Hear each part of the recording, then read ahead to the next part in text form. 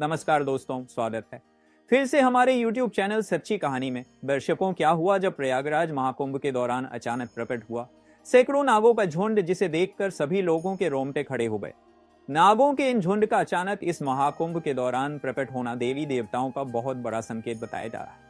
लेकिन किस रूप में और किस कारण से नाग देवता ने दर्शन दिए, इस वीडियो में होश उड़ा देने वाली सच्चाई आपको बताने वाले हैं, जिससे आपकी कुंभ में आस्था और ज्यादा बढ़ जाएगी और आप प्रयागराज में होने वाले महाकुंभ में जाने के लिए और ज्यादा उत्साहित हो जाएंगे। इसलिए वीडियो के साथ अंत तक बने रहे। सर्वप्रथम महादेव के सच्चे भक्त इस वीडियो को लाइक करके कमेंट बॉक्स में सच्चे मन से हर हर महादेव जरूर लिखें। महाकुंभ प्रयागराज में 13 जनवरी से शुरू होने वाला है, जिससे तकरीबन 40 करोड़ श्रद्धालु पहुंचने का अनुमान है।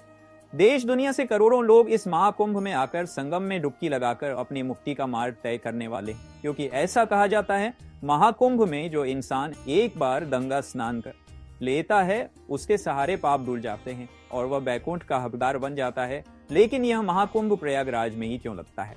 आपके मन में भी यह सवाल जरूर आता होगा। इसके पीछे एक पौराणिक कथा निकलती है। जब देवताओं और असुरों ने मिलकर समुद्र मंथन किया ताकि अमृत प्राप्त किया जा सके, तो इस समुद्र मंथन में सबसे पहले विष प्राप्त हुआ, जिसे भगवान शिव ने ग्रहण किया।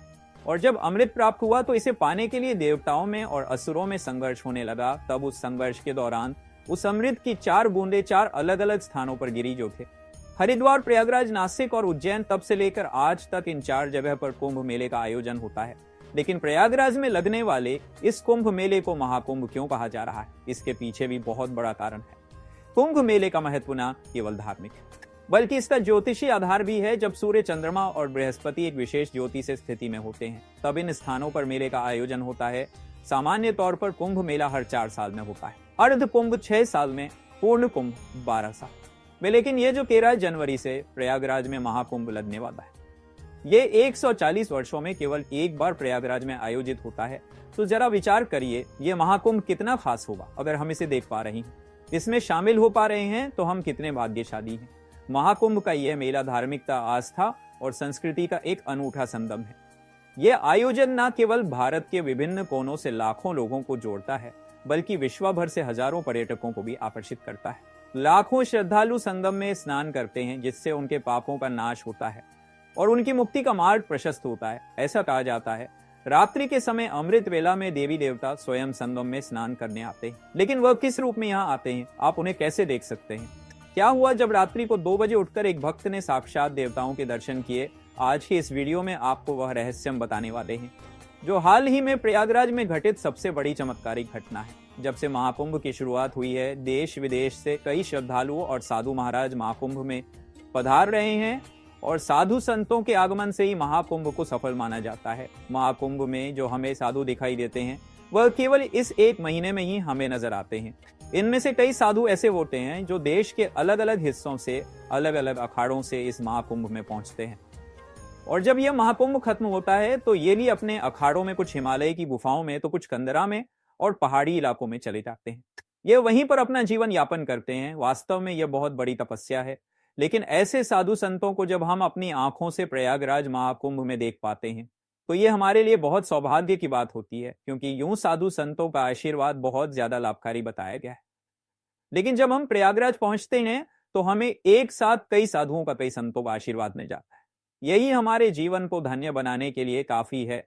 राकेश नाम के एक व्यक्ति, जो दिल्ली में सॉफ्टवेयर इंजीनियर पर कार्यरत थे, जब उन्होंने अपनी जिंदगी की सच्चाई को समझा तो ये जाना कि भगवान की भक्ति के अलावा इस दुनिया में किसी और चीज में सुकून नहीं है। वे मथुरा, वृंदावन गए, जहां पर उन्हें बहुत अच्छा लगा। वहां के साधु संतों से उन्हें केवल एक ही बात सुनने को मिली कि जिंदगी में अगर मुक्ति का मार्ग जानना है तो साधु संत बनना पड़ेगा। अब राकेश जी अपनी जिंदगी में वैर प्राप्त करना चाहते थे। उन्होंने प्रयागराज महाकुंभ में जाने की योजना बनाई, क्योंकि वे वहां पर साधु संतों से जुड़कर जिंदगी को और गहराई से समझना चाहते थे।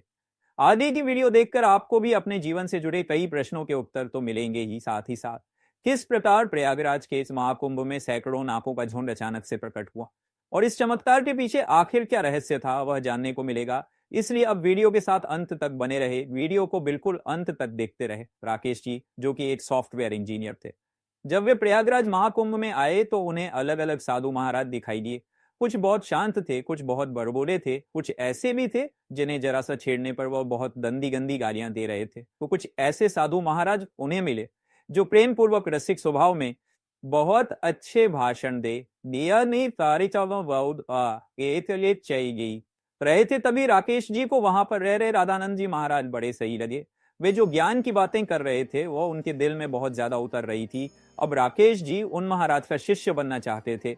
उन्होंने उन महाराज से एक सवाल किया कि मैंने शास्त्रों में पढ़ा है कि जब महाकुंभ का आयोजन होता है तो साक्षात देवी देवता संगम में स्नान करने के लिए आते हैं, क्या हम अपनी सामान्य आंखों से उन्हें देख सकते हैं? तब राधानाथ जी महाराज ने राकेश जी को बताया, क्या तुम सच में देवी देवताओं को देखना चाहते हो? क्या तुम उन्हें महसूस करना चाहते हो? मैं तुम्हें एक राज की बात बता रहा हूँ, बहुत ध्यान से सुनना। तुम प्रयागराज में जहां भी ठहरे हो रात्रि को 2 बजे उठ जाना और पूर्व दिशा में आगे बढ़ते रहना, जो भी सबसे पहला गंगा घाट आता है। वहां पर रात्रि को 2 बजे गंगा घाट पर चुपचाप जाकर भीड़ जाना और वहां से तुम्हें पूर्व दिशा में ही लगातार देखते रहना है। अब इस पूरी जानकारी को प्राप्त करने के बाद राकेश जी बहुत उत्साहित थे, क्योंकि वह महाकुंभ में पहुंचने वाले देवी देवताओं के दर्शन करना चाहते थे। रात्रि को 2 बजते ही वे अपने कुंभ कैंप से बाहर आ गए और पूर्व दिशा की ओर चलने लगी। तभी एक गंगा घाट उनके सामने आया। वह उसकी सीढ़ियों पर जाकर बैठ गए और पूर्व दिशा में काफी धैर्य पूर्वक देखने लगे। 1 से 2 घंटे बीत गए। उन्होंने देखा कि वहां पर तो उन्हें कोई देवी देवता नहीं दिखाई दिए। देखते देखते दोपहर के 4 से 5 बज गए, लेकिन कोई देवता अभी तक उन्हें दिखाई नहीं दिए थे। उनके मन में निराशा थी। वे सोच रहे थे, इतने बड़े राधानंद जी महाराज खैर इतनी मतलबी और झूठी बात कैसे कर सकते हैं? वो अपने भक्तों को इस तरह से गुमराह कैसे कर सकते हैं? अगले दिन राकेश जी पुनः राधानंद जी महाराज के पास पहुंचे और उनसे पूछा कि मैं रात्रि 2 बजे से सुबह 5 बजे तक पूर्व दिशा के गंगा घाट पर बैठकर पूर्व दिशा में लगातार देखता रहा, लेकिन मुझे कुछ भी नहीं दिखाई दिया। कोई देवी शक्तियां, कोई देवता मुझे वहां पर नहीं दिखे। तब राधानंद जी महाराज ने राकेश जी से पूछा, क्या तुम्हें सच में रात्रि के समय वो कुछ आता है? नहीं दिखाई दिया। तब राकेश जी ने कहा, मुझे कोई देवी देवता नहीं दिखे, बस मैंने एक चीज महसूस करी। रात्रि के समय बहुत सा तारे टूटकर एक एक करके पानी के अंदर गिर रहे थे। बस यही चीज मैंने वहां महसूस करी, इसके अलावा मैंने कुछ भी नहीं देखा। तब राधानंद जी महाराज ने राकेश जी को कहा कि रात्रि के समय तुमने जो तारे टूटते हुए देखे वही तो सिद्ध पुरुष थे ही, वही तो देवी देवता थे। उनका मनुष्यों की तरह मानस से निर्मित शरीर नहीं होता, वे तरंगों के रूप में होते हैं। उनका काफी दिव्य स्वरूप होता है।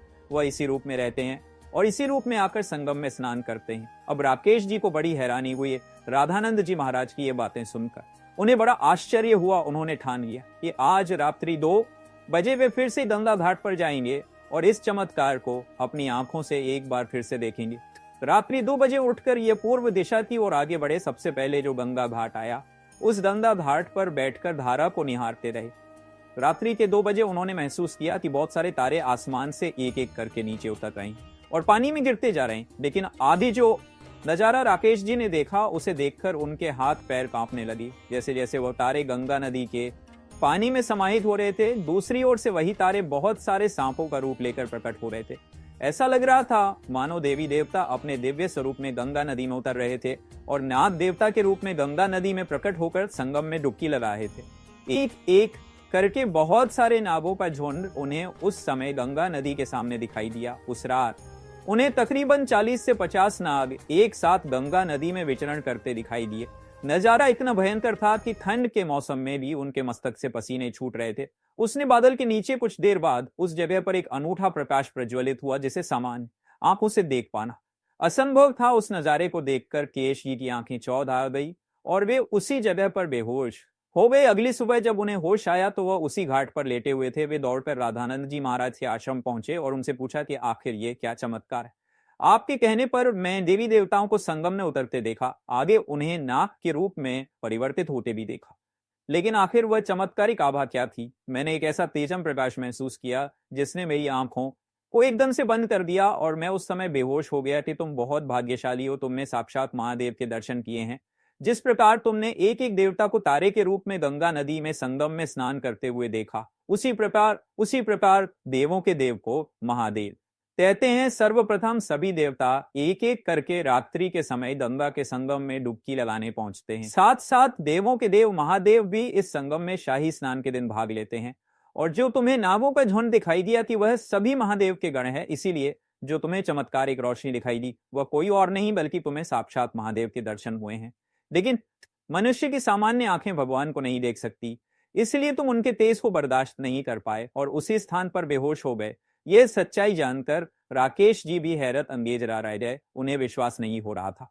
उन्होंने अपनी साधारण आंखों से पिछली 2 रात्रि में क्या क्या देखा था, लेकिन एक बात तो तय थी कि इस महाकुंभ का आयोजन 144 साल बाद, क्योंकि लोग इसे जितना मामूली समझते हैं यह उतना मामूली नहीं होता। आध्यात्मिक दृष्टि से, धार्मिक दृष्टि से इस महाकुंभ का बड़ा विशेष महत्व होता है। राकेश जी अपनी